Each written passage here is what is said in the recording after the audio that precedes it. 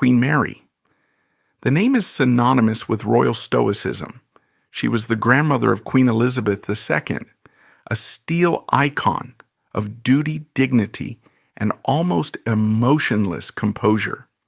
But this iconic image was not an innate trait. It was a psychological fortress built to defend against the memory of a catastrophe, a hidden tragedy the crown tried to bury. The tragedy of her own mother, Princess Mary Adelaide. This is the story of a living scandal, a princess granddaughter of King George III who lived a life of relentless public ridicule. She was a woman cruelly judged by society for her appearance, deemed unmarriageable, and trapped in a humiliating spiral of debt. A spiral that ended in the ultimate indignity, being forced to flee England as a criminal. She was the mother the crown wished to forget, an unsuitable Hanoverian mess in a new age of propriety.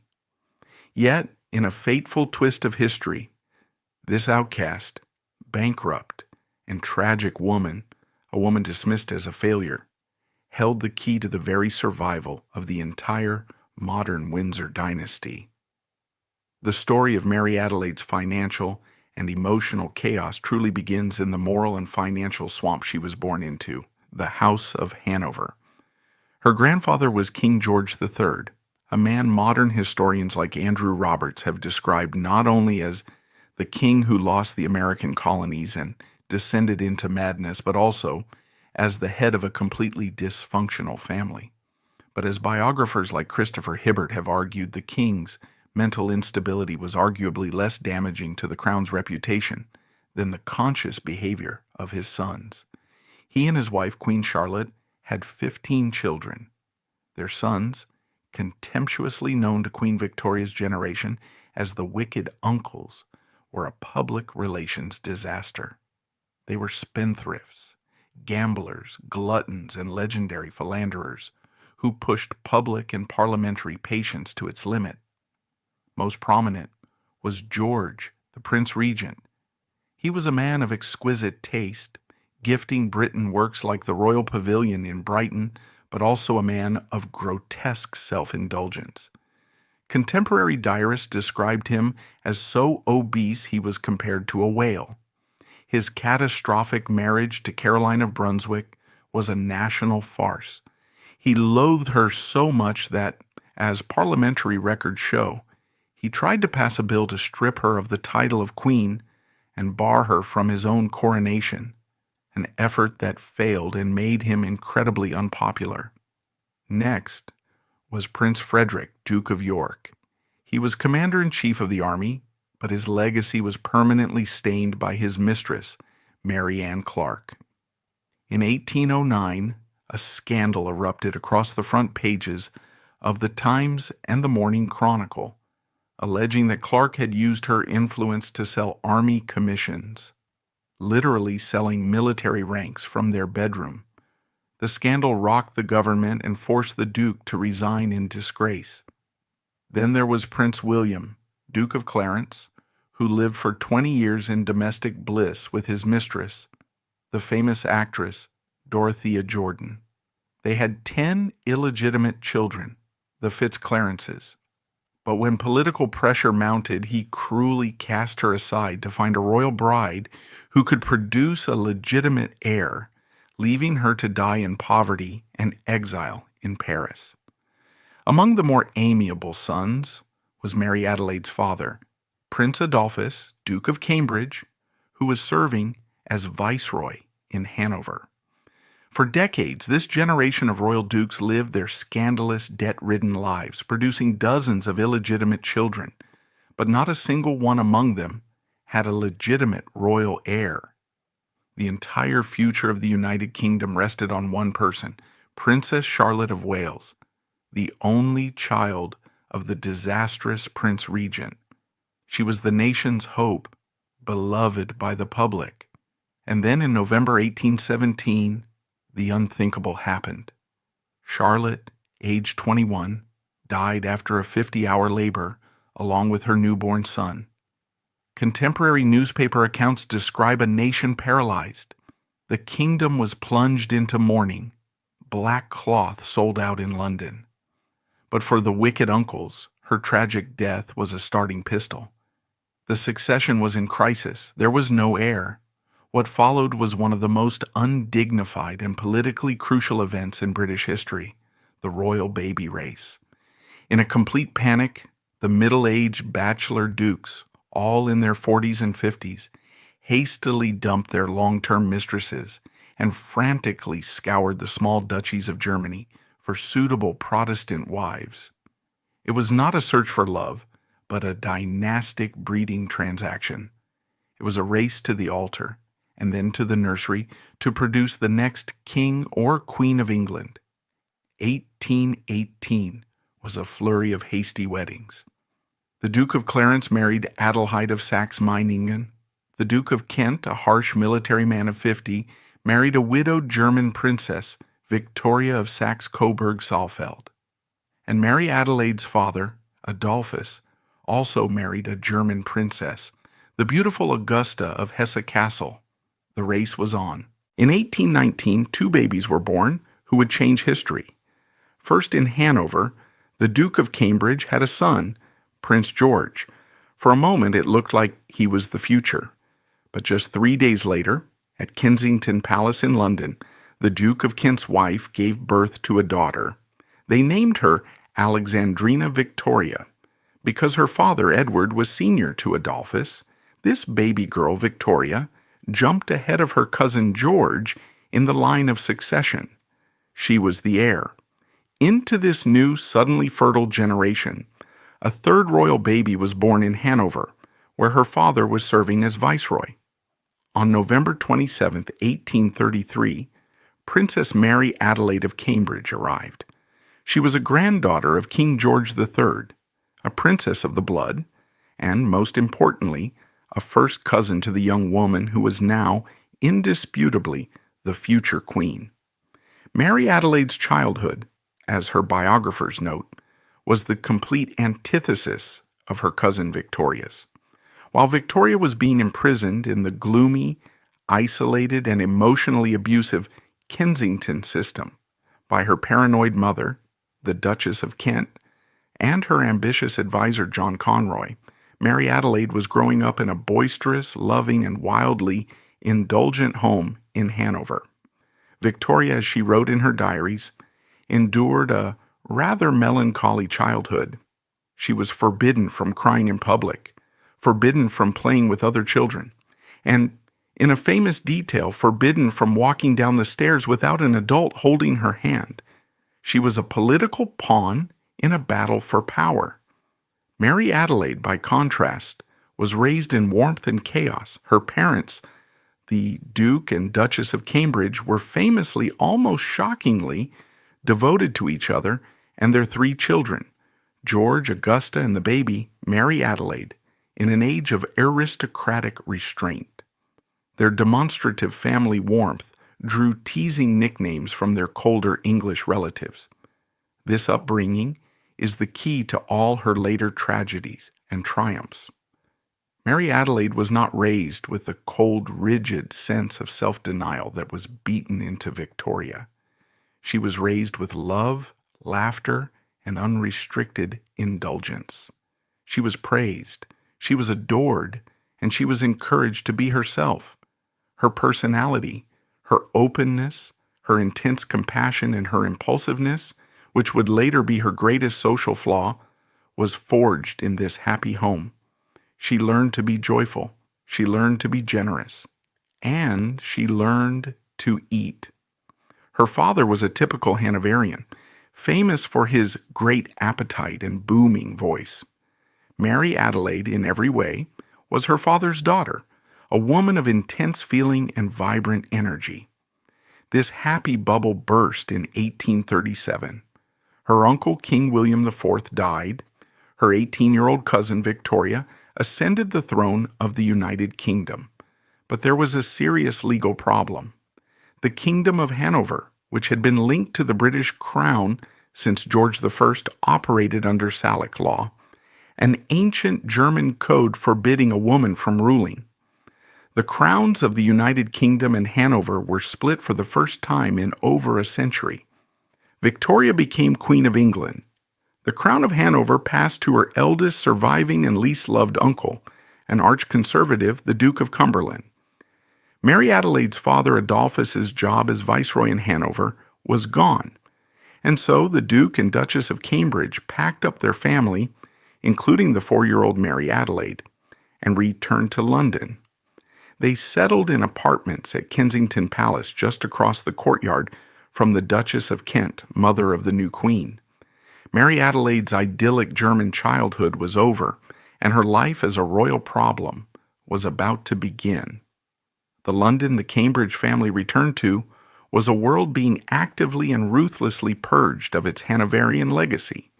The new, young Queen Victoria, and especially her husband-to-be, Prince Albert of Saxe-Coburg and Gotha, were on a moral crusade.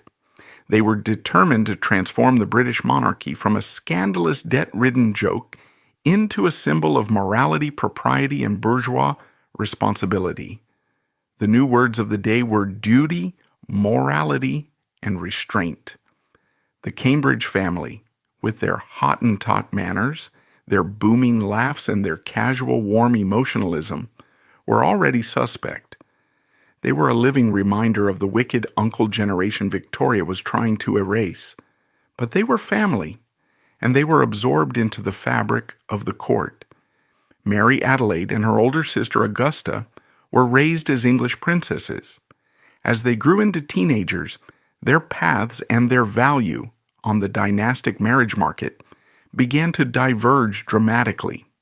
Princess Augusta, born in 1822, was the perfect Victorian princess. She was slender, elegant, quiet, and deeply pious. She was the model of demure femininity that Victoria and Albert were trying to promote. As a result, she was a resounding success. In 1843, she made a perfectly suitable, if unexciting match with her first cousin, Frederick William, the future Grand Duke of Mecklenburg-Strelitz. She did her duty, married well, and moved to Germany. One princess sold. And then there was Mary Adelaide. As Mary Adelaide entered her teens, it became clear she was different. She was the absolute antithesis of the Victorian ideal. Where her sister was shy, Mary Adelaide was boisterous. Where her sister was demure, Mary Adelaide was passionate. Diarists like Charles Greville described her as having a booming, infectious laugh that would echo through the staid halls of St. James's Palace. She was clever, witty, and had a sparkling, magnetic charisma. People loved to be around her. She was, in short, the life of every party. And she was, in the words of countless contemporaries, becoming enormous. This, in the 19th century marriage market, was a fatal flaw. This was an era where frailty was fashionable. Tuberculosis, or consumption, was morbidly romanticized in literature and art. A delicate, consumptive, pale look was seen as the peak of feminine beauty, a sign of spiritual refinement. A woman was supposed to be a fragile, ethereal creature. Mary Adelaide was not. She was a full-bodied, energetic Hanoverian.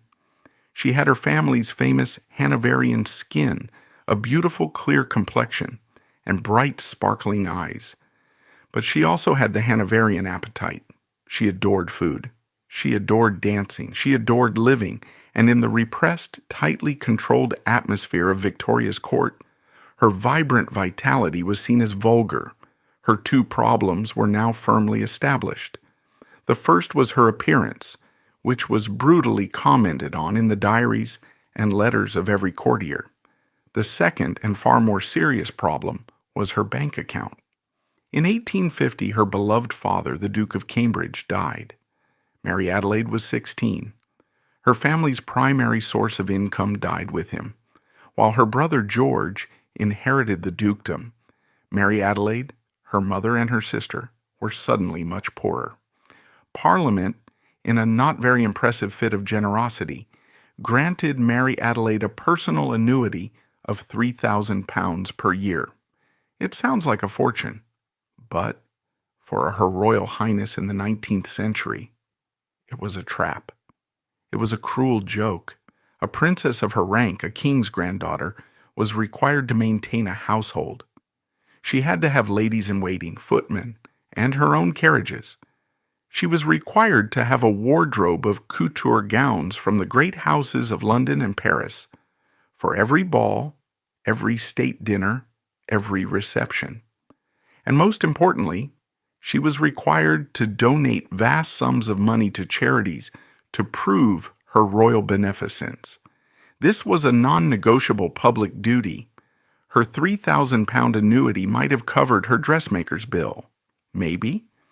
The system had given her the title, the status, and all the crushing expectations of a top-tier royal, but it denied her the money to support it.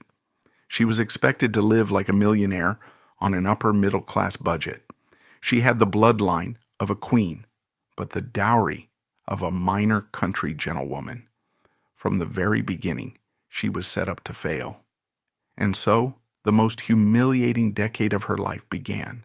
Her 20s, the 1850s, she was now officially on the market.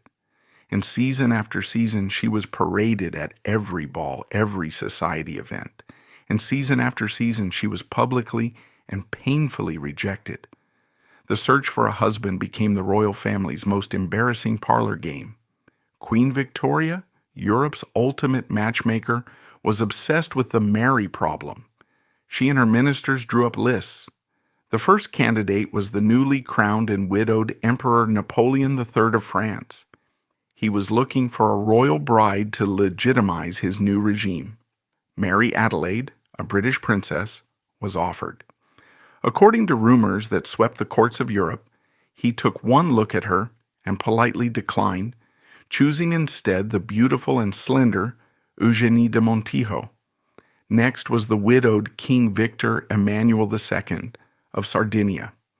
He was a gruff, powerful man and needed an alliance with Britain. Surely he would see her value. The match was proposed. He reportedly saw her and declared her troppo grossa, too large. Even the Crown Prince of Sweden was considered. He was suitable. He was Protestant. He was looking for a wife. But he too passed, choosing Princess Louise of the Netherlands. One by one, from great kings to minor Dutch princes, they were trotted out, and one by one, they all declined. Imagine the crushing, repetitive public humiliation. Each failure was not a private rejection. It was a matter of state, a subject of diplomatic cables, and worst of all, a topic of delicious, vicious gossip in every drawing room in London. The satirical magazine Punch, which had become the sharp-toothed chronicler of the era, began to take notice. They didn't have to be explicit. They just drew cruel caricatures. Her enormous frame draped in royal finery, her eyes wide, desperately searching a ballroom for a partner. The Whispers became a nickname, one that would follow her for the rest of her life. In some Victorian press accounts and private letters, she was dubbed Fat Mary, a cruel slur today, and a social death sentence at the time. It was a label of devastating cruelty, a way to reduce this intelligent, warm, and vibrant woman to a single physical attribute. By 1863, she was 30 years old. In the brutal calculus of the Victorian aristocracy, her life was over. She was an old maid. She was on the shelf. She was a royal embarrassment, the unmarriageable princess, living in her aging mother's apartments at Kensington Palace, a permanent, smiling, and too grand fixture at court. She was, by her own account, deeply unhappy. She wrote to her brother lamenting her melancholy and her solitary life. She had all the burdens of royalty, the endless, mind-numbing public appearances, the constant scrutiny, the suffocating rules, and absolutely none of the rewards. She had no home of her own, no husband, no children, no purpose. She was trapped in a gilded, velvet-lined cage, and the press, the court, and even her own family were rattling the bars, laughing at her. Her story seemed to be over, a footnote of failure. But Mary Adelaide, in her desperation, was about to find the one man in Europe as unmarriageable as she was. But for Queen Victoria, the Mary problem was not just a personal tragedy for her cousin. It was an administrative mess and a public relations failure. The Queen, herself the very model of domestic fecundity, was surrounded by her own 9 children. She was a tireless, obsessive matchmaker, and her 30-year-old unmarried cousin, living just across the courtyard, was a glaring public failure of her system. The situation was simply not respectable. It was a messy, unresolved Hanoverian loose end, a reminder of the past the Queen was working so hard to bury. The search for a husband for Mary Adelaide now changed. It was no longer a search for a great match, but for any match. The criteria, once so lofty, aiming for the kings of France and Sardinia, were now scraped from the bottom of the barrel. The requirements were reduced to the bare minimum. The man must be Protestant. He must be of royal blood, however diluted. And, at this point, he must simply be willing. The candidate pool was bleak. The great royal houses of Europe had all passed on her. But there was another murkier pool to draw from, the world of morganatic marriages. Morganatic was a polite 19th century term for a dynastic disaster. It was when a man of high royal rank, a duke, a prince, married a woman of a lower class, like a mere countess or baroness. The marriage was considered legal in the church, but the wife and, more importantly, any children were barred from inheriting their father's titles, rank, or throne. They were royal adjacent, but not royal. They were the embarrassing second-tier relations, a prince with no kingdom, a princess with no precedence. They had the name but none of the power, and usually very little of the money. It was in this pool of handsome, well-bred, but fundamentally damaged goods that Queen Victoria's matchmakers finally found a candidate. His name was Prince Francis of Teck. On paper, Francis was a fantasy. Born in 1837, he was 4 years younger than Mary Adelaide. He was tall, dark, and possessed a brooding, almost cinematic beauty. He had a magnificent military bearing and a perfectly waxed mustache. By all accounts, he was one of the most handsome men in Europe, but his pedigree, like Mary Adelaide's finances, was a house of cards. His father was Duke Alexander of Württemberg, a man in the direct line of a German throne. But his mother was the problem. She was Countess Claudine Rede von Kisrade, a beautiful but mere Hungarian noblewoman. Because of this morganatic union, Francis and his 2 sisters were shut out. Under the strict rules of the House of Württemberg, they were not styled Prince of Württemberg. They were not serene highnesses. Instead, they were granted a lesser, almost meaningless title invented for them, Prince of Teck, a title tied to a small obscure castle in Württemberg. Francis, in effect, had no kingdom, no inheritance, no real job, and, most critically, no money. He had a small allowance from his father and his dashing good looks, but nothing else. He, in his own way, was just as unmarriageable as Mary Adelaide. He was the perfect male counterpart to her own predicament. All style, no substance. And by all accounts, he was a difficult man. Biographers describe him as deeply, painfully insecure about his inferior morganatic status. He was proud, he was moody, and he was consumed with a sense of grievance that the world had not given him what he was owed. He loathed being seen as a second-class prince. In 1865, the match was proposed. It was, in essence, a cold, hard, aristocratic deal, a merger of 2 damaged portfolios. Here was the bargain. Francis, the handsome, penniless, low-ranked prince, would get her. He would marry Her Royal Highness of Great Britain and Ireland, a granddaughter of a king, a first cousin to the Queen. By marrying her, he would instantly be elevated. His status would be laundered. He would gain access to the very top tier of European royalty. And Mary Adelaide, the 32-year-old spinster, ridiculed for her appearance and her poverty, would get him. She would get a husband, and a shockingly handsome one at that. She would get a wedding ring. She would get her own household. She would, at long last, escape her mother's apartment and the crushing humiliation of the marriage market. She would get a life. They met in 1865.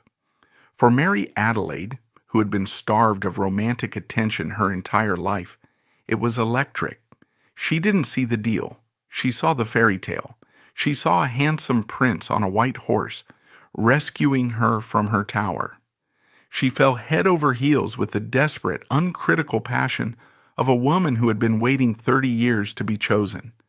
She was, in her own words, giddy with happiness. For Francis, it was a transaction. He was polite, he was charming, but his letters reveal a man focused on the practicalities, on his future status, on his financial settlement, on what he was getting. The engagement was announced. The court sighed in collective relief. The Mary problem was solved. They were married on June 12, 1866, at St. Anne's Church in Kew. It was not a grand Westminster Abbey state affair. It was a relatively quiet local ceremony. But for Mary Adelaide, it was the greatest triumph of her life. She was, finally, Her Royal Highness, Princess of Teck. She had a husband. She was free. Queen Victoria, relieved to have her cousin settled, was cautiously generous. She gave the new couple apartments at Kensington Palace for their London residence, and, more importantly, a grace and favor country home, White Lodge, a stunning former royal hunting lodge in the middle of Richmond Park. And for a brief, shining moment, it was idyllic. Mary Adelaide, now 33, threw herself into the role she had always craved, that of wife, mother, and chatelaine. She adored White Lodge. She adored decorating. She adored, more than anything, being the mistress of her own home.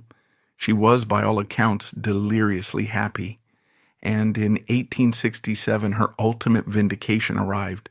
She gave birth to a daughter, Victoria Mary, Augusta Louise, Olga Pauline, Claudine Agnes.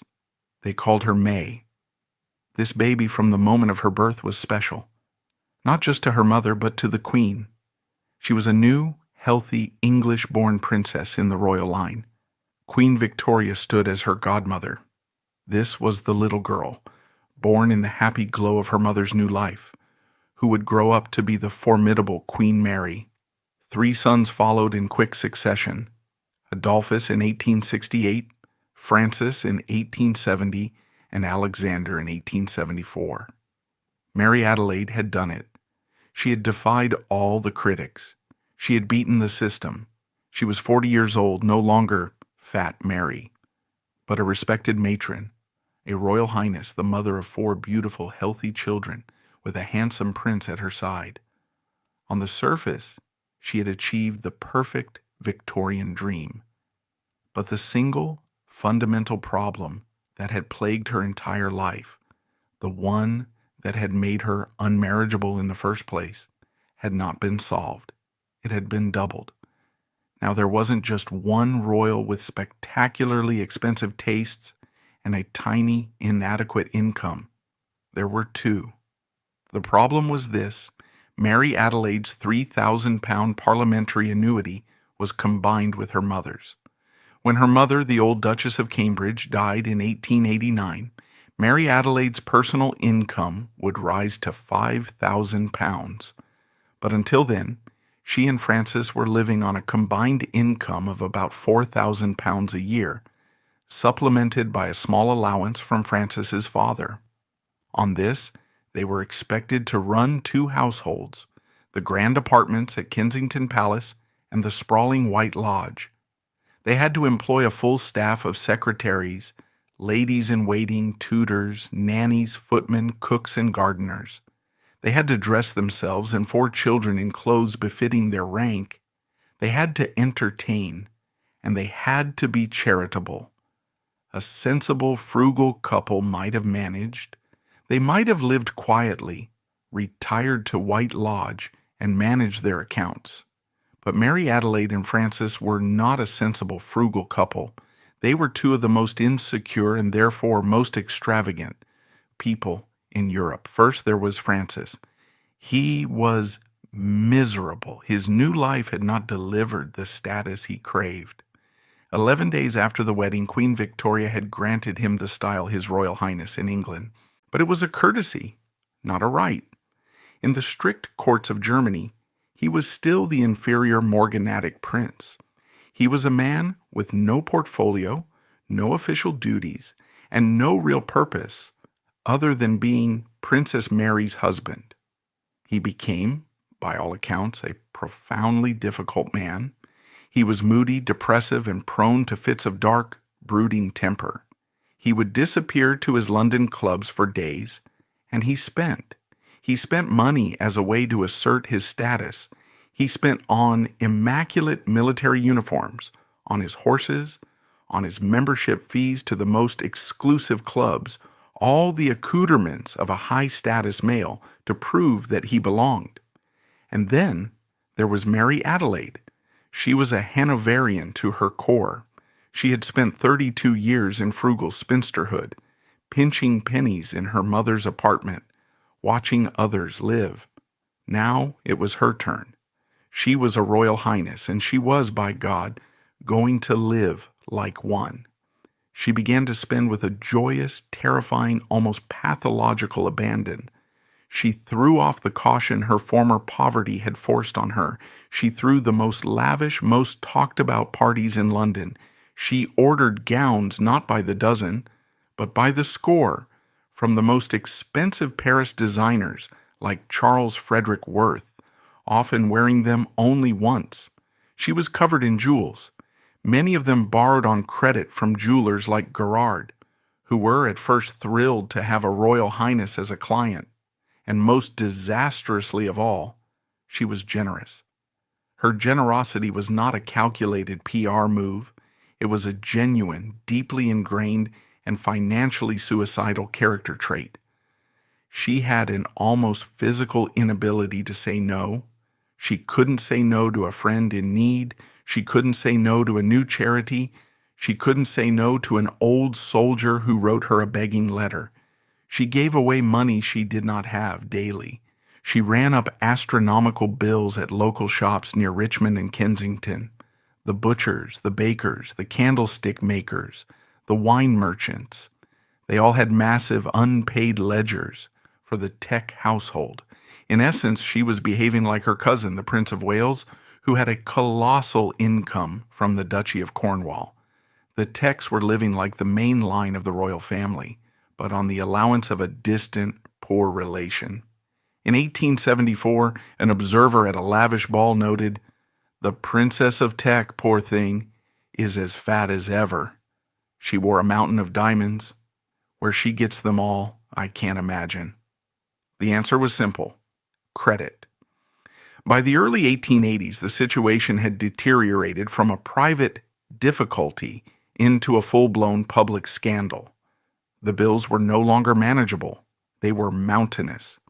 We're talking about tens of thousands of pounds, the equivalent of millions today. The polite letters from shopkeepers had turned into angry demands. Then the inevitable happened. The creditors, having been ignored for years, gave up. They took the unthinkable step, a step that shocked Victorian society. They began to sue a member of the royal family. This was a catastrophe. It was the talk of London. The press, which had always mocked her size, now had real blood in the water. Fat Mary wasn't just a figure of fun. She was a royal parasite, a spendthrift, a disgrace to the crown. The Punch cartoons became even more vicious, depicting her as a colossal figure, literally eating the nation's money. Queen Victoria was incandescent with rage. This was her worst nightmare, realized.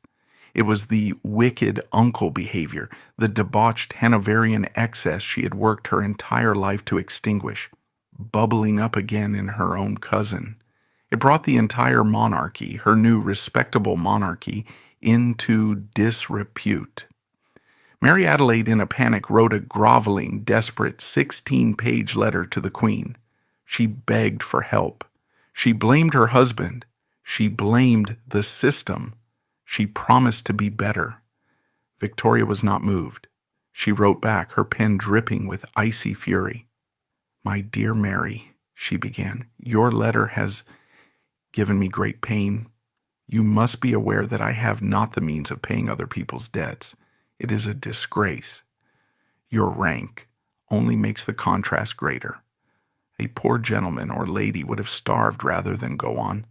The Queen's message was clear. You made this mess. You will lie in it. I will not bail you out." Parliament, which had to approve all royal funds, was even less sympathetic. They were already sick of funding the Queen's 9 children and sprawling network of German relations. The idea of giving more money to the feckless, spendthrift Tex was met with derisive laughter. By 1883, Mary Adelaide and Francis were trapped. They had no money. They had no credit. They were social pariahs. And they were, in a very real sense, prisoners in their own home, as they could not appear in public without being served a writ by a furious creditor. Only one option was left, the option of last resort for the disgraced aristocracy, the path of ultimate shame, exile. This financial collapse was not just a private matter, it was a public scandal. As creditors began to sue, and Queen Victoria refused a bailout, only one option remained. It was the most crushing public and total humiliation imaginable. Her Royal Highness Princess Mary Adelaide was forced to flee her own country as a common criminal. By 1883, there was no other choice. The Tex debts, estimated to be the equivalent of millions today, had become an unmanageable public scandal. Creditors, from high-end Paris couturiers to local Richmond butchers, had lost patience. Lawsuits were filed. Punch and other satirical magazines had turned Princess Mary Adelaide into a national symbol of profligacy. And Queen Victoria, in a cold fury at this humiliation to the crown's reputation, definitively refused. There would be no bailout from Parliament. There would be no intervention from the Queen's private purse. The Queen's message was clear. Mary Adelaide and Francis had made this mess. They would have to get out of it themselves. Only one option was left, the option of last resort for the disgraced aristocracy, the path of ultimate shame, exile. It was the most crushing, public, and total humiliation imaginable. Her Royal Highness Princess Mary Adelaide of Cambridge, granddaughter of King George III, first cousin of Queen Victoria, was forced to flee her own country like a common criminal, a debtor. In June 1883, the Tex held a grand farewell reception, an elaborate charade to pretend to the world that this was all a planned civilized retirement. No one in London society was fooled. Contemporary diarists described the event with brutal sarcasm. Everyone knew the truth. A few days later, Princess Mary Adelaide, Prince Francis, and their 4 teenage children, including the 16-year-old Princess May, slipped out of London. They told the press they were retiring to Germany and Italy for a period of economy and retrenchment. Their retirement was not a grand tour. It was a humiliating nomadic existence. They lived as royal gypsies for the next 2 years, and this was the absolute nadir of Mary Adelaide's life. They drifted between cheap hotels in Florence, Italy, where they could live anonymously at low cost, and the spare, often drafty, rooms of their more responsible and deeply judgmental German relatives. They spent time with Mary Adelaide's sister, Augusta, the Grand Duchess of Mecklenburg-Strelitz. Augusta, whom we remember as the perfect Victorian princess, slender, pious, and frugal, was reportedly horrified by her sister's complete lack of self-control. To Augusta, Mary Adelaide's bankruptcy was not a misfortune. It was a moral failure, proof of the character weakness that had been evident since their childhood. For Mary Adelaide, this was a living death. She was a woman who lived for society, for parties, for her charity committees, for the roar of the London crowds. Her entire sense of self was built on her public presence.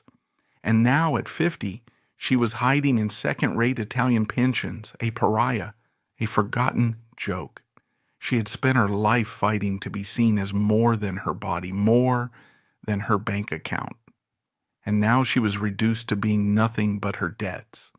The girl who was too grand had been brought lower than she could ever have imagined, and she had dragged her 4 innocent children down with her. This exile was the direct result of the debts.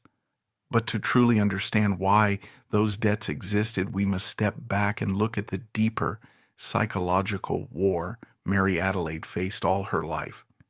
It was a war not just about money, but about public perception. A war that defined her, and more importantly, created the daughter who would save the monarchy. It is one thing to read about debts and exile in a history book. It is quite another to understand the daily, personal, and psychological reality of that life.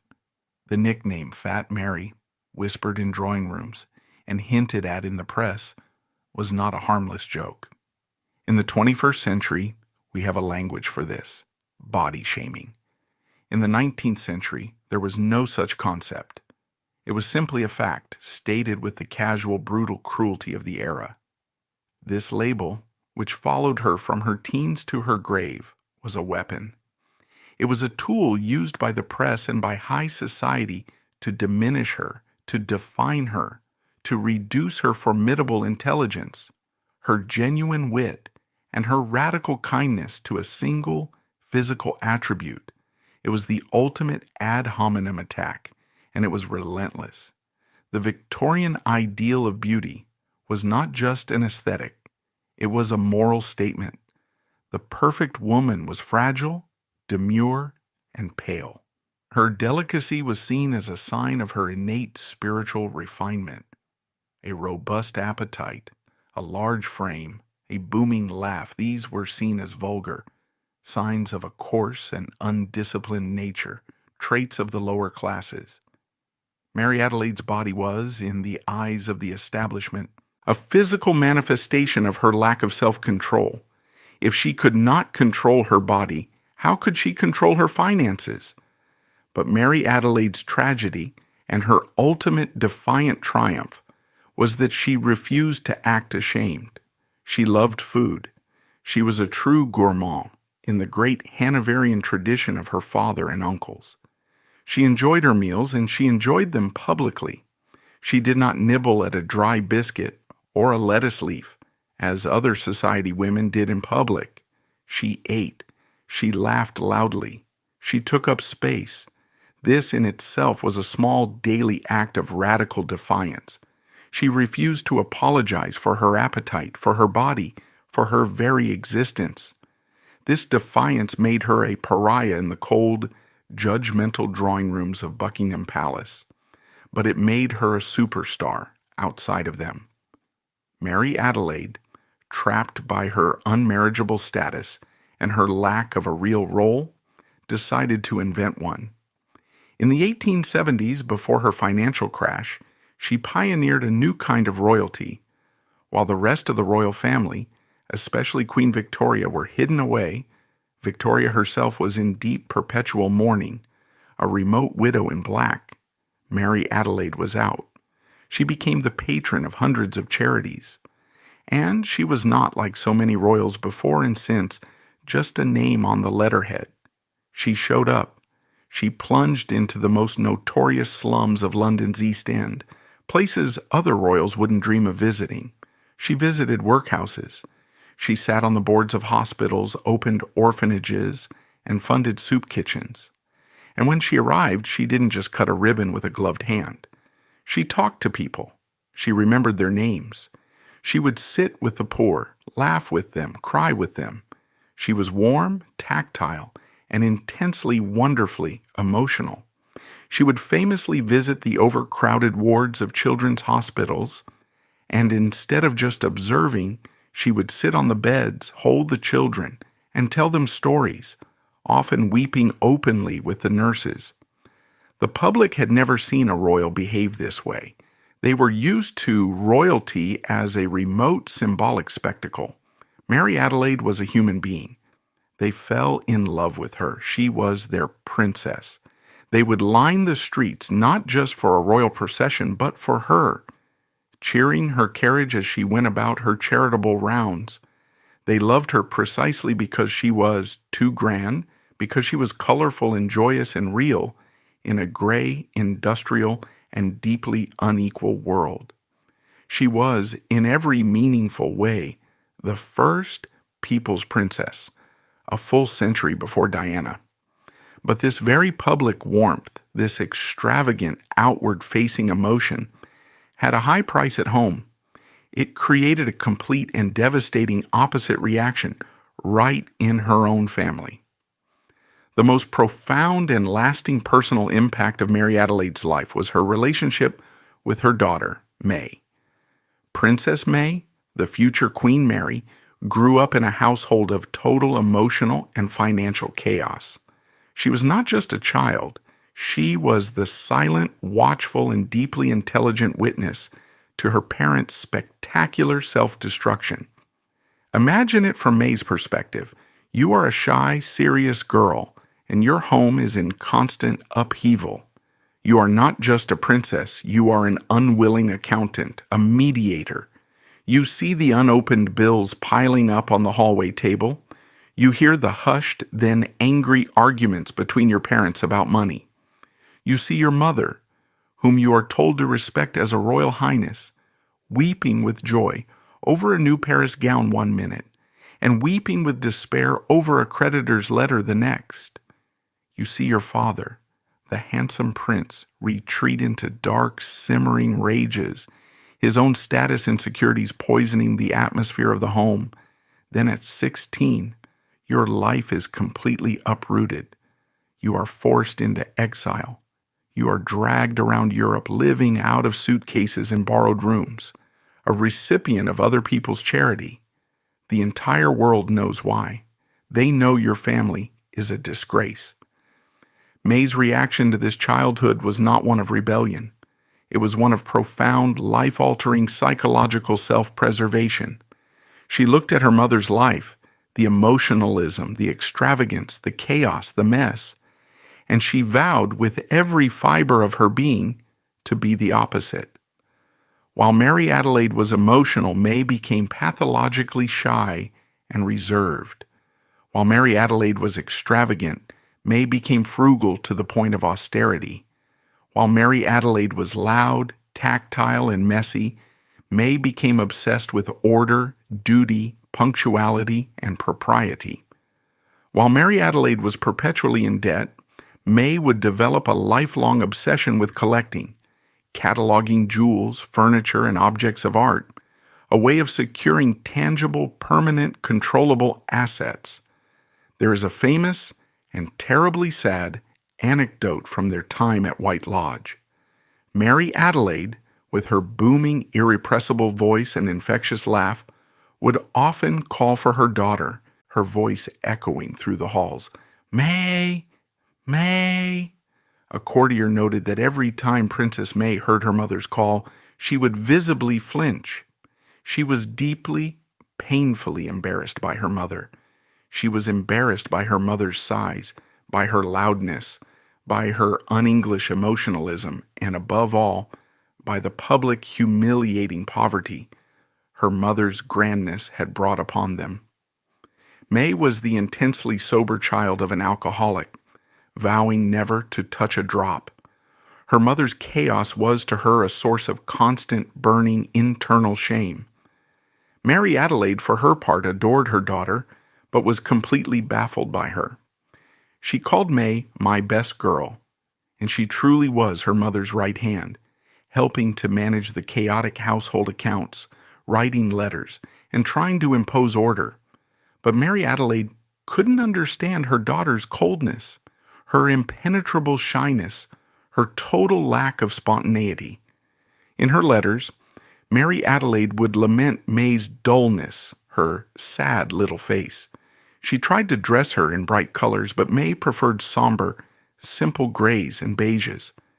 Mary Adelaide had given her daughter life, but the chaos of that life had forged her into her mother's polar opposite, a living, breathing rejection of everything Mary Adelaide stood for. This psychological chasm is the most profound and lasting personal impact of Mary Adelaide's life.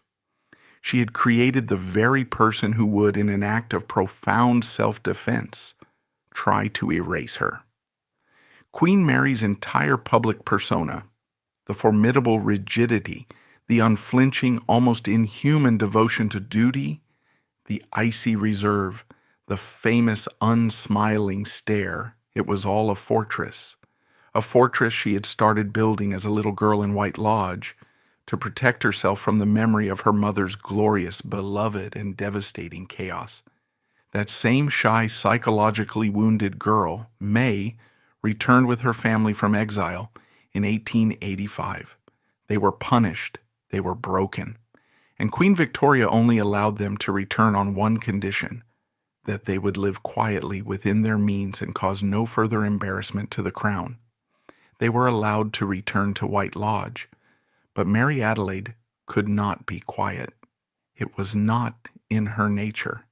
She was 52 years old, and she had survived the ultimate social death. She had been to hell and back, and she threw herself back into public life with a vengeance. She was astonishingly more popular than ever. The public had missed her. They had missed her joy, her warmth, her grandness. Her return was a triumph. The crowds cheered her just as loudly as they had before. She had lost the battle for wealth, but she was winning the war for public love. And now she had one final, impossible, audacious goal left. She was going to use that popularity and every last drop of her social cunning to secure her family's future. She was going to make her shy, dull, reserved daughter, May, the next Queen of England. It was an extraordinary, audacious plan, especially for a woman just returned from disgrace. But that very disgrace, her bankruptcy, is the most controversial point of her legacy. So, how should we judge her? Was she a foolish spendthrift or a victim? This extraordinary gamble to transform a socially overlooked daughter into the future queen was formed even as she returned from disgrace. It forces us to confront the central controversial question of her legacy. How should we judge her? For over a century, the answer was simple. The judgmental narrative, favored by Victorian biographers and repeated for decades, is clear and damning. Princess Mary Adelaide was a foolish, vain, gluttonous, and deeply irresponsible woman. She was a royal parasite who lived extravagantly on the public purse, refused to control her appetites or her spending, and brought shame upon her family and the crown. She was a caricature, a fat Mary in both body and budget, a cautionary tale of Hanoverian excess. And let us be perfectly clear. The facts of her extravagance are undeniable. She was a financial disaster. There is no historical argument that absolves her of her personal choices. The archives, including the records of the Lord Chamberlain's office and her personal papers, confirm she owed staggering sums. She owed everyone, from the most elite royal suppliers to her personal lady's maid. The debts were real, they were crushing, and they were in large part her own fault. Her desperate 16-page letter to Queen Victoria begging for a bailout is a masterclass in deflection, entitlement, and a complete lack of financial understanding. But to end the argument, there is lazy. It ignores the complex, contradictory, and deeply hypocritical system that set her up to fail from the moment she was born. Was she a spendthrift? Unquestionably. But was she also a victim of that very system? Absolutely. Consider the impossible trap she was in. Mary Adelaide was Her Royal Highness, a granddaughter of King George III. She was, by blood, in the absolute top tier of European royalty, far superior in rank to the minor German princelings who flocked to the English court. Yet, she was given a parliamentary annuity, initially £3,000, that made it functionally impossible to live the life her rank demanded. The Victorian establishment, and Queen Victoria herself, demanded that she look the part. She was a living, breathing symbol of British royal prestige. She was expected to wear the jewels, to host the parties, to ride in the grand carriages, and to patronize the arts. She was required to dress in the height of fashion, a walking advertisement for the couturiers of London and Paris. And she was required to be the face of royal charity, which meant donating vast sums of money. It was an impossible, unwinnable game. When she failed to live up to this standard of glamour, she was mocked in private letters as "Poor Mary," a disappointment. When she tried to live up to it by borrowing on credit, she was condemned publicly as a profligate spendthrift. She was trapped between the crushing public expectations of her rank and the brutal private reality of her bank account. Furthermore, we must ask, what was her alternative? In the 19th century, a woman of her class had precisely one job available to her: wife. A career was unthinkable, and the system, the great aristocratic marriage market, had for 30 years deemed her unfit for even that role, precisely because of her appearance and her poverty. She was denied the one career she was raised for, locked out by the very men who then criticized her for having no purpose. So what did she do? She created a new job for herself. As we've seen, she invented the role of the full-time professional charitable royal. She was arguably the hardest working member of the royal family of her generation, with a grueling public schedule that would exhaust a modern politician. She poured her formidable, boundless energy, the energy she couldn't use on a husband or a kingdom of her own, into public service. She became the face of hundreds of charities, the most visible and beloved royal in the country, second only to the Prince of Wales. The controversy is that she believed this work entitled her to the lifestyle. She felt in her Hanoverian heart that she was earning her keep. She was performing the duties of a great princess, so why should she not live like one? When she paid for her charitable work by opening a bazaar or donating money she didn't have, was it pure vanity? Or was it a desperate, misguided attempt to fulfill the public-facing role she believed was her sacred duty? The simple spendthrift narrative also conveniently ignores the other major player in the financial disaster, her husband, Prince Francis of Teck. Historically, he is often portrayed as the long-suffering, handsome partner, dragged down by his wife's catastrophic debts. This, too, is a simplistic and largely inaccurate reading. Francis was a deeply unhappy man, consumed by his own status anxiety. As mentioned, he loathed his inferior morganatic rank. He desperately craved a royal highness title for himself in his own right, which Queen Victoria pointedly and repeatedly refused to grant him. He was a man with no job and a colossal ego, and he, too, was spending extravagantly. He spent on his immaculate uniforms, on his horses, on his membership fees to the most exclusive London clubs, and on his own pursuits. He was not trying to rein his wife in. He was competing with her, trying to buy the status that blood had denied him. As biographers have pointed out, he was, at best, a willing co-conspirator in their financial ruin, not its innocent victim. Their exile was as much his fault as hers. Their marriage was never a simple love story. It was a complex, difficult partnership between two deeply insecure outsiders. She was insecure about her appearance and her finances. He was insecure about his rank and his lack of a role, and they both tried to fill those internal voids with external things: parties, clothes, status, and glamour. They were a financial disaster waiting to happen. So, was Mary Adelaide a simple-minded spendthrift? Number. She was a complex, intelligent, and deeply feeling woman, born into a system that gave her a title but denied her all agency and the funds to support it. Her extravagance wasn't just frivolity, it was a defiant, if profoundly self-destructive attempt to live the life she had been denied, to claim the status everyone told her she should have, but refused to support. She was a prisoner who insisted on decorating her own cell with the finest silks and diamonds, even if she had to beg, borrow, and steal to do it. After returning from exile in 1885, chastened but not broken, Mary Adelaide's sole laser-focused ambition was her daughter. May was now in her late teens, entering her 20s, and she was, by all accounts, a challenge. She was quiet, she was dutiful, she was intelligent, but she was, in the words of many courtiers, dull. She was painfully, cripplingly shy. She had none of her mother's infectious charisma. She was, in many ways, the opposite of what the glamorous London marriage market wanted. Mary Adelaide didn't care. She had a plan.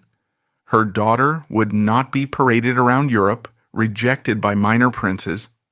Her daughter, the child of Fat Mary the exile, would aim for the single greatest prize in the world, the future King of England. The target was Prince Albert Victor, Duke of Clarence and Avondale, known to his family as Eddie. Eddie was the eldest son of the Prince of Wales and Princess Alexandra, and therefore the heir presumptive to the throne after his father. He was the ultimate prize. He was also, in royal circles, a known quantity, and not in a good way. He was damaged goods. Eddie was not like his father, who at least had charisma. Eddie was lazy, listless, and possessed a languid, apathetic charm. He was rumored to be learning disabled, slow, and unfocused. Worse, he had been vaguely but dangerously implicated in the Cleveland Street scandal of 1889, involving a male brothel raided by police. Although modern historians have largely cleared him, at the time the rumors were rampant.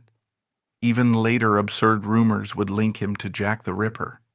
He was, in his own way, a royal problem in need of a solution. Mary Adelaide saw an opportunity. She was one of the few people who genuinely liked Eddie. She saw his sweetness, his vulnerability, and she saw that her daughter May, with her quiet strength and steady, serious nature, was exactly what this flighty future king needed. She saw a solution to both problems. Her dull daughter would stabilize the unstable heir. She schemed, she cajoled, she charmed. She put May in Eddie's path at every possible country house party, at every ball. She used her own immense popularity with the Prince and Princess of Wales to push the match. Queen Victoria, too, saw the sense in it. May was steady. May was serious. May was English-born. May would be a good influence. Mary Adelaide was relentless. And in December 1891 at Luton Hoo, Prince Albert Victor proposed to Princess May of Teck. It was the ultimate vindication, the most stunning, spectacular triumph imaginable. Mary Adelaide, Fat Mary, the bankrupt exile, the family joke, the unmarriageable princess, was now officially the mother-in-law of the future King of England. She had won. She had beaten the system that had ridiculed her. She was, as she wrote in her diary, delirious with joy. And then just 6 weeks later, the most horrific, unthinkable tragedy struck. In January 1892, Prince Eddie, who had fallen ill with influenza during the devastating global pandemic, died at Sandringham. He was 28 years old. It was a national catastrophe. The nation was plunged into mourning. But for Mary Adelaide, it was the end of everything. Her life's work, her daughter's future, her family's hard-won vindication, all of it gone, vanished in a fever. Mary Adelaide's audacious gamble had seemingly paid off only for tragedy to strike. The death of Prince Albert Victor Eddie was not just a national catastrophe. For Mary Adelaide, it was personal annihilation. Her entire life's work, it had all collapsed. Her daughter May was now a tragic figure, the widowed fiancée of a dead heir, a piece of dynastic damaged goods. Mary Adelaide's vindication had vanished. But the old Hanovers are a tough, pragmatic breed, and Queen Victoria, the ultimate ruler, was even more pragmatic. She was the CEO of the monarchy, and in tragedy, she saw a logistical problem. There was another son, the spare, Prince George, Duke of York, the future, George V. George was the complete antithesis of his brother. Where Eddie was lazy, flighty, and uncertain, George was steady, serious, and, in the words of many courtiers, even duller than May. He was a career naval officer, a man who had spent his entire life in his brother's shadow, expecting a life of service in the Royal Navy, not on the throne. He was a man of discipline, stamp collecting, and punctuality. He hated parties, despised glamour, and was utterly terrified of the emotional chaos that Mary Adelaide represented, in an arrangement that seems bizarrely, almost brutally cold to our modern sensibilities, and was even a bit shocking then. The royal family simply repurposed the fiancé. This was not a romantic plot. This was an act of state policy. Queen Victoria, over the previous year, had watched May carefully. She had determined that this shy, reserved young woman was exactly what the monarchy needed. May was not brilliant. She was not alarmingly clever, but she was stable. She was serious. She was dutiful. She was English-born. She was perfect queen material. Queen Victoria had invested in May, and she was not about to let such a valuable asset go to waste just because her original fiancé had inconveniently died. Prince George also played a role. He had always admired May from afar. He saw in her the calm and strength he knew his brother lacked. During the period of mourning, as May conducted herself not with hysterical tears, but with a quiet, stoic dignity, George's admiration turned into a deeper affection. She was an island of order in the storm, and so the dynastic machine began to turn. A year of formal mourning passed. Gently but firmly, May, the grieving fiancée of one brother, was pushed towards the other. Under pressure from Queen Victoria and the expectation of both families, Prince George, now the new heir, proposed. May, trapped by duty, that very duty that had been forged in her as a direct rebellion against her mother, accepted. Their relationship was built on the shared foundation of Eddie's loss and a mutual, almost unromantic, commitment to duty. And on July 6, 1893, at the Chapel Royal St. James's Palace, Princess May of Teck, the daughter of the bankrupt, socially outcast, unsuitable, too grand Mary Adelaide, was married to Prince George, Duke of York. She was now the Duchess of York. She was the future Queen of England, this time for real. This is Mary Adelaide's true and staggering legacy. Without her unsuitable marriage to the inferior Prince Francis of Teck, there is no Princess May. Without Princess May and her steady, serious, almost repressed character, a character forged directly in the crucible of her mother's chaos, there would be no one Queen Victoria deemed the perfect candidate to stabilize both her grandsons. And without that union, the entire direct line of the modern House of Windsor vanishes. There is no King George V. There is no King George VI, the beloved, stuttering hero of World War II. There is no Queen Elizabeth II, the longest reigning monarch in British history. There is no King Charles III. The current King of England flows directly, uninterrupted, from the blood of the woman the establishment dismissed as Fat Mary. The mother the crown tried to forget was, in fact, the grandmother of the crown. But Mary Adelaide's legacy is a twin legacy, a perfect psychological cause and effect. She didn't just provide the blood, she provided the antidote. The first legacy is the fortress, her daughter, Queen Mary. Queen Mary was so psychologically terrified of her mother's emotional chaos and financial ruin that she became the very icon of royal duty and restraint. Queen Mary's famous rigidity, her obsession with collecting and cataloging royal jewels, and her unbending duty first mantra, it was all a direct psychological reaction to her childhood. Queen Mary saved the monarchy in the 20th century by making it an institution of unbreakable stability. The 20th century monarchy, in essence, was a decades-long, disciplined, and wildly successful attempt to not be Mary Adelaide. But there is a second legacy.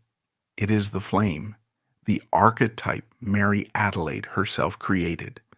The people's princess model, the joy, the warmth, the emotional connection to the public, the glamour, the chaos, and the danger that comes with it.